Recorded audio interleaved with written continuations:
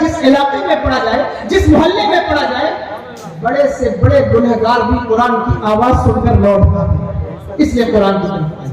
یہ بات میں نے ضمانت کر دی. عرض یہ کر رہا تھا کہ قرآن میں ایک سورہ ہے, اس کا نام ہے سورہ نمل. کیا نام ہے؟ سورہ نمل. نمل کے کیا معنی ہے؟ نمل چیٹی کو کہتے ہیں. آپ چیٹی جانتے ہیں؟ اللہ اکبر کبیرہ. قرآن میں چیٹی کے نام کی سورہ ہے. آپ غور کیجئے کس بنیاد پر ہے. قرآن پڑھیں گے تو پتہ چلے گا کہ حضرت سلیمان علیہ السلام کا لشکر چل رہا ہے اور وادی نمل ہے, چیٹیوں کی وادی ہے جس میں چیٹیاں ہی چیٹیاں ہیں.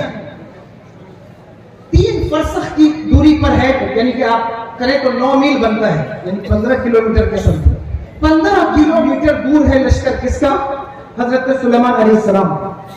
اور چیٹیوں کی وادیوں میں داخل ہونا چاہتا ہے, 15 کلومیٹر دور ہے. اور چیٹیوں نے اس چیز کو محسوس کر لیا, اور محسوس کر کے ان میں سے ایک چیٹی نے کہا کہ اے چیٹیوں, اپنی بلوں میں داخل ہو جاؤ, کہیں ایسا نہ ہو کہ اللہ کے نبی کا لشکر بے خبری میں تمہیں کچل دے, یعنی عدم التفات کی وجہ سے کچل دے. چیٹی کو اس بات کا علم تھا کہ اللہ کے نبی کا لشکر کسی چیٹی کو بھی بیجا نہیں مار سکتا, کسی چیٹی کو بھی ناحق قتل نہیں کر سکتا. یہ اس کو معلوم تھا. یہ کتنی اہم بات ہے کہ اللہ کے نبی کا لشکر چیٹیوں کو بھی ناحق قتل نہیں کرتا, چیٹیوں کو